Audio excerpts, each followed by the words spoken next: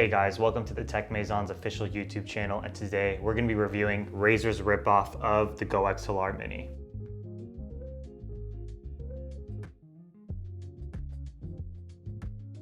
If you guys haven't already, please make sure to drop a sub, like, and comment. It really helps me out. It's free and it'll only take a couple of seconds. Anyway, back to the audio mixer. Razer has decided they are going to get their feet wet into the streaming audio mixing game by first dropping the Razer Siren V2 Pro, the Razer Siren V2X, and now their own audio mixer. Obviously, off first look from just the box, you can tell it's a pretty much an exact copy of the GOXR Mini. It's pretty much a carbon copy, but I'm still gonna go over it anyway. Without further ado, let's get this bad boy unboxed. Let's do a quick unboxing and I'll show you everything that comes in here. All right, so we got the unboxing cam set up, which is just my iPhone and another tripod, but let's just open this bad boy quickly. All right, so you obviously get your thank you for choosing Razer. It's just this classic paperwork, and then you get your tutorial, and I'm pretty sure there's some stickers in here. Yeah, you get your little stickers you can give to your mom. Here is another little carbon or cardboard slit. You get your cables, and these bad boys right here, these are ground loop noise isolators. And once again, here's your line in, line out cable, as well as your power cable. It's just USB-C to USB 2.0, so it's pretty standard. So here is the audio interface. It comes in a bag like this. It's pretty sleek design, I really like it. And if we're gonna open this bad boy up, dude, it's kind of tight. Here's your audio interface. As you can see, we got your 4 physical faders. And let me quickly explain what these ports do on the back. So here you can put in your XLR cable. Here is a button for the 48-volt phantom power. If you don't know what that is, if you have a condenser microphone, you need this in order to power it. If you have like a Shure SM7B, a Rode PodMic, or any other dynamic microphones, you don't need this right here. You could turn that off. You have a line in and line out, so if you are using a 2-PC setup, this would be ideal to use. And here's an opt-in cable. And lastly, it's your USB Type-C right here. And that pretty much powers up this whole entire gadget. Let's get this set up. I'm gonna show you guys what it looks like with the colors lit up. Then I'll go into the software, and then I'll give you guys my final thoughts. All right, guys, so we set up the we set up Razer's brand new audio mixer right over here.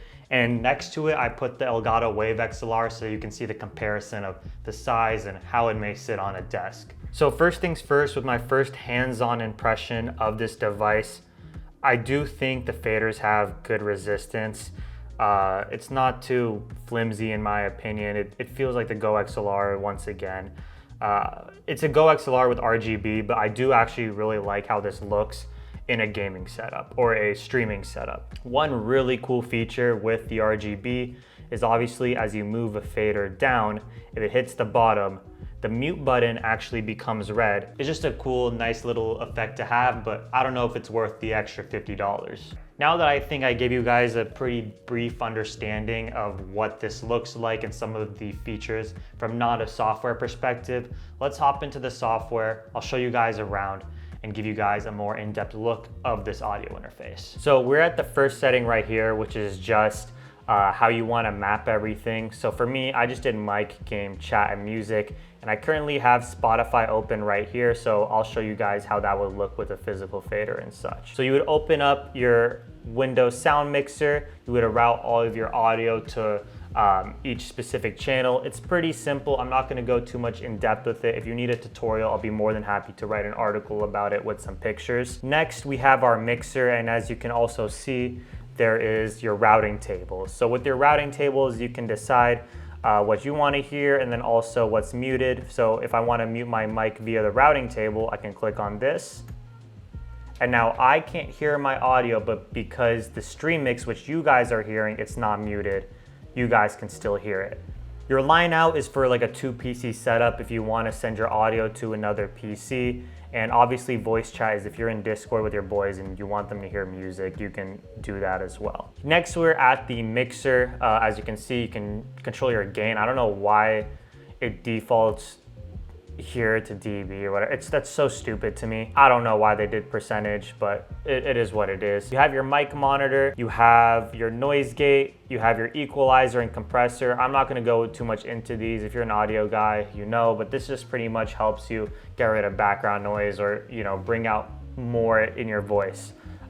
So you guys need to tweak with that to see what's best suited for you and your microphone. Now, I am using a pair of 250 ohm headphones. If you guys don't know much about high impedance headphones or audio, I'll just say this: you need something to power these type of headphones, because you can't just plug it into your phone like you can like Apple earphones. These require some power, so you need some type of a DAC audio interface or some type of mixer.